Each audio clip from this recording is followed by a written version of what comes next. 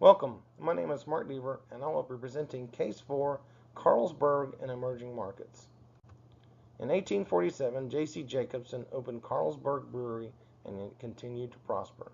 Carlsberg opened its first international brewery in Malawi in 1968. There are currently over 33,000 workers employed at 75 breweries in 150 different countries. They are the fifth largest brewery in the world. Carlsberg has a slogan that promotes themselves as probably the best beer company in the world. Carlsberg's primary areas of focus are Western Europe, Eastern Europe, and Western China. The revenue structure for 2007 is broken down with 61% in Western Europe, 33% in Eastern Europe, and 6% from the Asian market. The ownership foundation was recently changed that lowered the ownership percentage to 25%.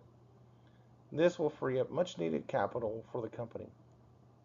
Carlsberg also now controls 100% of the BBH Russian brewery, which allows to capture more market share in the Eastern Europe market.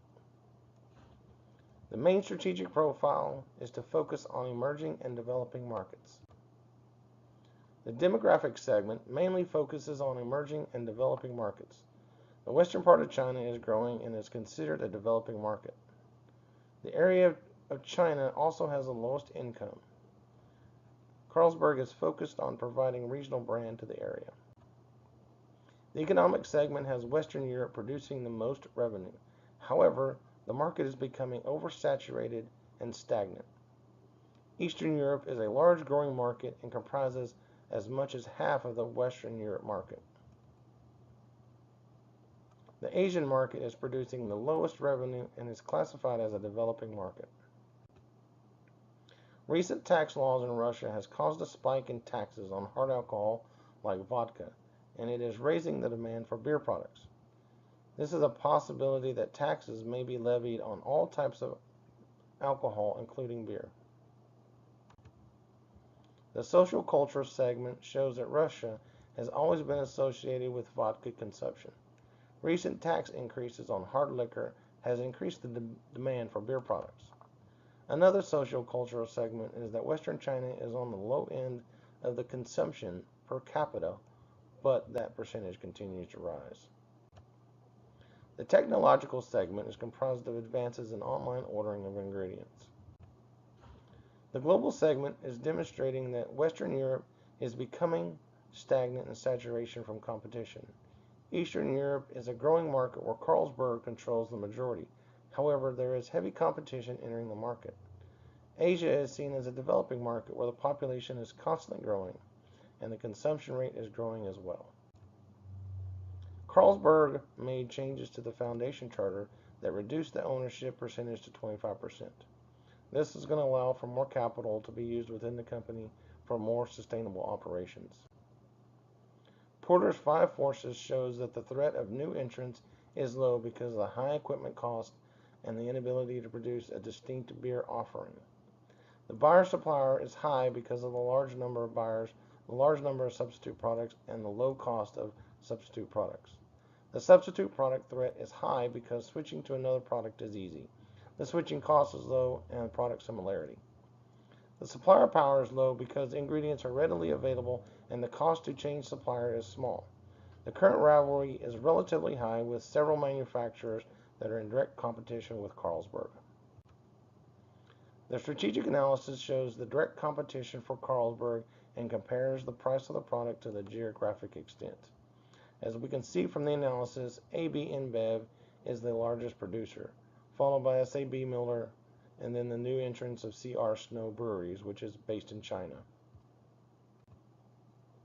The value chain analysis has the supporting activities of purchasing ingredients, human resource management, emerging market strategy, and brewery infrastructure. The primary activities include outbound products, marketing, sales, and brewing. The SWOT analysis consists of strengths, weaknesses, opportunities, and threats. The strengths include that they are a market leader in Eastern Europe, strong revenue from Western European market, and full control of the BBH Russian brewery. The weaknesses include a slow developing China market, low income in Western China, and being the lowest of the larger breweries. The opportunities include the emerging Eastern European market, developing Western China market, and possible restructure in Western Europe for continued success. The threat includes new entrants, stagnant markets in Western Europe, and increasing competition in the Eastern market. Strategy number one would be to capitalize on the emerging markets of Eastern Europe. The advantages would be to expand into more breweries, gain larger market share, and increase revenue. The disadvantages would include heavy competition and taxation. The strategy implementation focuses on the Eastern Europe market is forecasted to be continuously growing for an unforeseeable future, and Carlsberg needs to capitalize on the continued growth. Expand into Eastern Europe by acquiring more breweries, which will help solidify market share.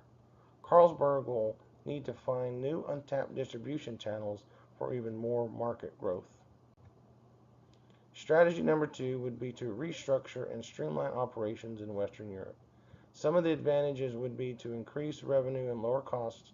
The disadvantages would include a stagnant market, heavy competition, and alternative alcohol. The strategy implementation for strategy two is to focus on streamlined operations in Western Europe to create more efficiency.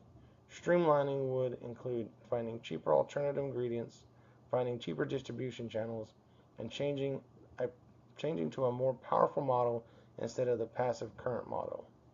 Research and development could develop products that will give a competitive advantage. Unique beer flavorings could give an advantage over other breweries in the same stagnant market. Strategy number three is to halt the expansion plans for Western China until the market becomes more emerging. Some of the advantages of halting the expansion would be not to increase debt or increase the cost. Focus resources on the emerging market. The disadvantage is that it could happen is that China is a developing market. So the conclusion for the implementation strategy is due to the 6% of the revenue that is generated from Western China, the expansion to create more market share should be placed on hold. The per capita beer consumption is small, the income is low, and the market is slow developing. There's also difficult distribution channels. A low percentage of revenue appears to be directly related to the high cost of the large number of breweries and the rather large workforce. Thank you and have a great day.